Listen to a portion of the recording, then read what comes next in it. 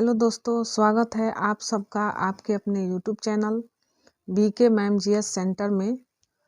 यदि आप किसी भी एक दिवसीय एग्ज़ाम की तैयारी कर रहे हैं तो हमारी वीडियो को ज़रूर देखें। वीडियो अगर पसंद आए तो लाइक और सब्सक्राइब करें तथा बेल को ज़रूर प्रेस करें। आज हम लोग देखेंगे सोलर सिस्टम, भूगोल का यह टॉपिक है। सोलर सिस्टम यानी सौर मंडल के बारे में आज हम लोग इस टॉपिक में देखेंगे, जिसमें यह नोट्स प्रोवाइड कराने जा रही हूँ। यह नोट्स हिंदी और इंग्लिश दोनों माध्यम में होगा और जो भी हम इसमें चर्चा करेंगे वह हिंदी और इंग्लिश दोनों में ही टॉपिक होगा, जिसे आप किसी भी एक दिवसीय एग्ज़ाम की तैयारी कर रहे हैं तो आपको इसको बहुत आसानी से इसको हिंदी इंग्लिश दोनों में कर सकते हैं। तो आइए हम लोग आज देखते हैं सोलर सिस्टम। यह सोलर सिस्टम क्या है और सौर मंडल मतलब सोलर सिस्टम, इसको इंग्लिश में सोलर सिस्टम बोलते हैं, हिंदी में सौर मंडल बोलते हैं। तो इसको हम लोग देखते हैं। तो सौर मंडल में क्या है, हम लोग इसको देखते हैं। तो यह सूर्य के चारों ओर चक्कर लगाने वाले विभिन्न ग्रहों, क्षुद्र ग्रहों, धूमकेतुओं, उल्काओं तथा अन्य आकाशीय पिंडों के समूह को सौर मंडल कहते हैं।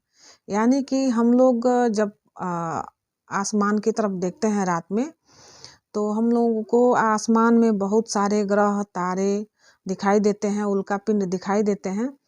तो ये सारे जो भी ग्रह हैं और ये धूमकेतु हैं या क्षुद्र ग्रह हैं, तो ये सारे के सारे सूर्य के चारों तरफ चक्कर लगाते रहते हैं और हमारे सौर मंडल का निर्माण इन्हीं के द्वारा होता है।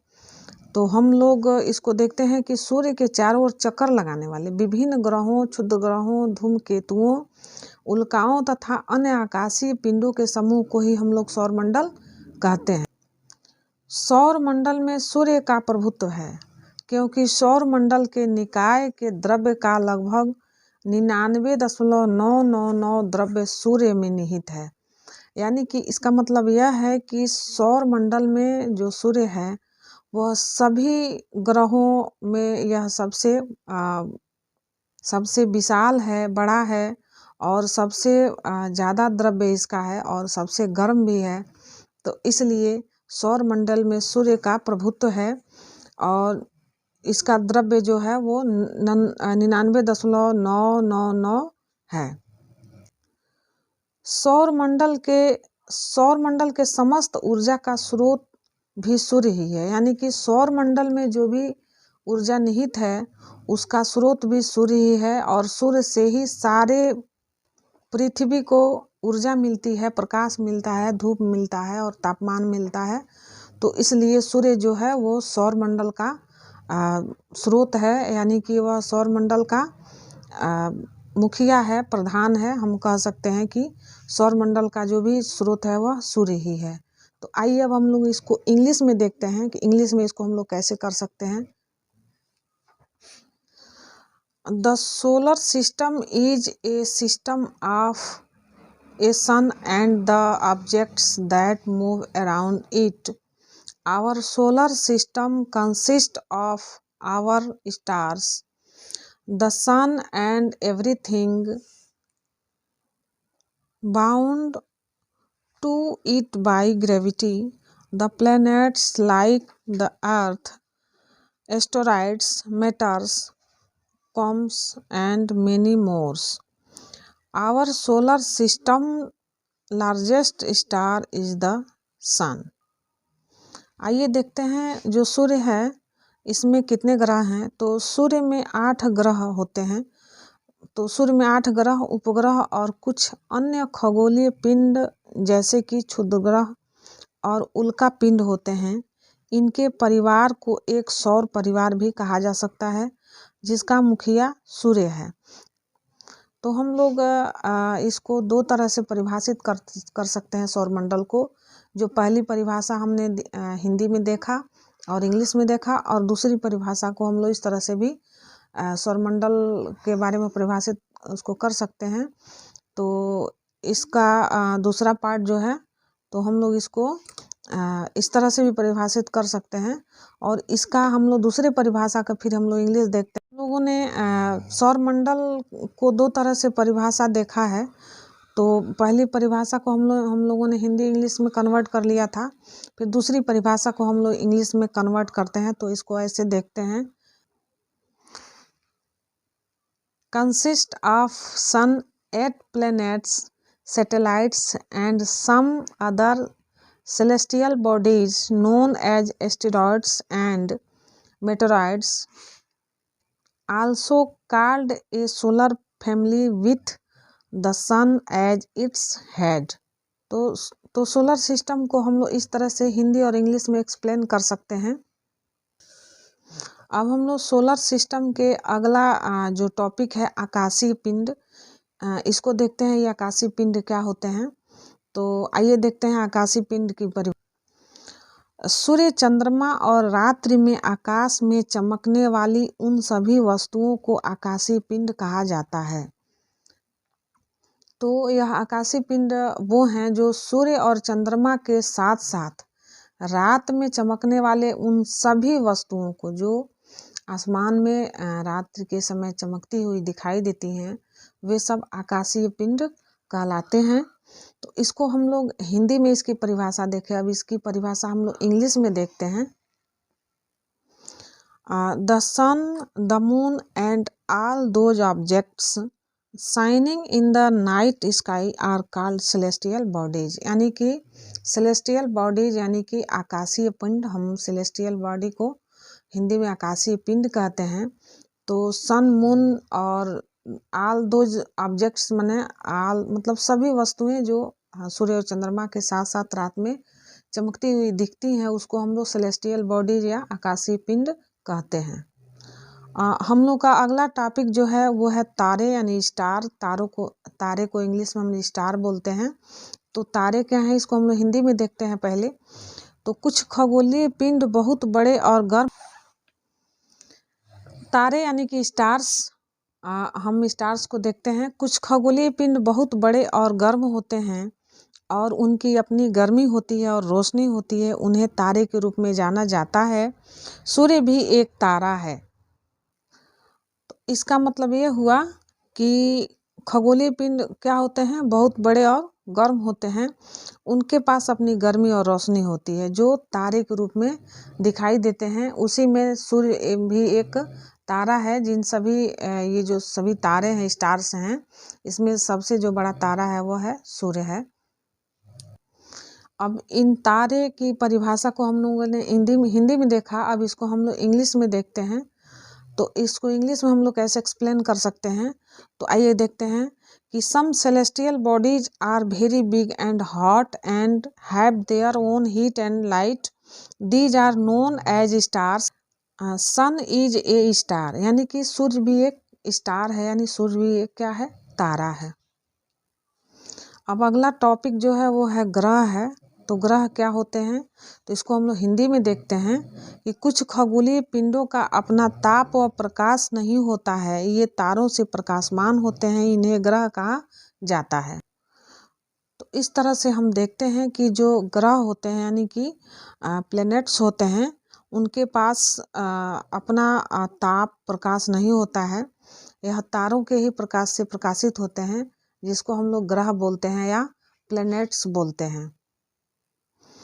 इसको हम लोग इंग्लिश में देखते हैं। इसकी परिभाषा को इंग्लिश में हम लोग एक्सप्लेन करते हैं कैसे। Some celestial bodies do not have their own heat and light, there are lit up by stars, these bodies are called planets.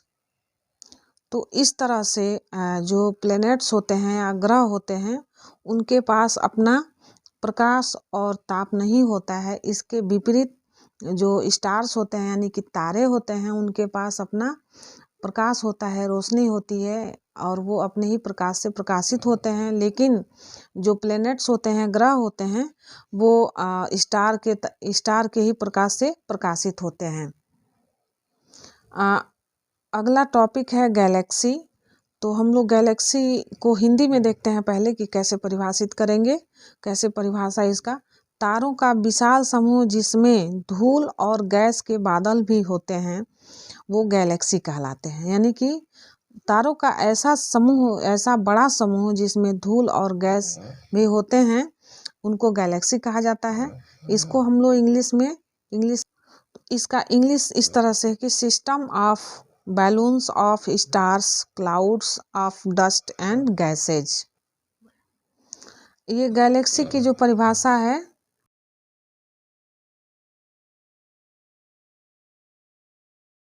इसके पहले हम लोग गैलेक्सी यानी आकाश गंगा की छोटी सी परिभाषा देखे हैं। अब हम लोग इसको थोड़ा विस्तार में देखते हैं कि यह आकाश गंगा या गैलेक्सी क्या है।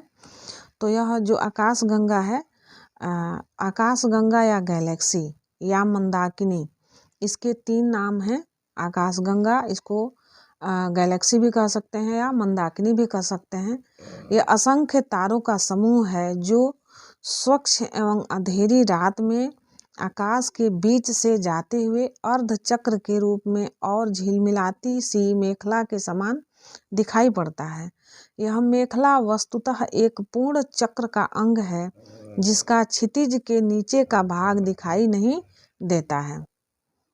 यानी कि आकाश गंगा या गैलेक्सी, इसमें असंख्य तारे होते हैं, बहुत सारे तारे होते हैं जो हमेशा तो नहीं दिखते, लेकिन जब चांदनी रात होती है या स्वच्छ अंधेरी रात होती है तो उस समय यह आकाश के बीचों बीच से जाते हुए दिखाई देते हैं और ये अर्धचक्र के रूप में झिलमिलाती हुई सी दिखते हैं। यह जो मेखला होता है, यह एक पूर्ण चक्र का अंग होता है जो जिसके क्षितिज के नीचे का भाग दिखाई नहीं देता है। तो ये गैलेक्सी है जो हम लोग रात में स्वच्छ आकाश में देख सकते हैं। इसको हम लोग अब इंग्लिश में देखते हैं। इंग्लिश में इसको हम लोग कैसे परिभाषित कर सकते हैं या इसकी परिभाषा क्या है अंग्रेजी में। तो a galaxy is a system of stars stellar remnants interstellar gas, dust and dark matter bound together by gravity. The word is derived from the Greek galaxies, literally milky, reference of the Milky Way galaxy that contains the solar system.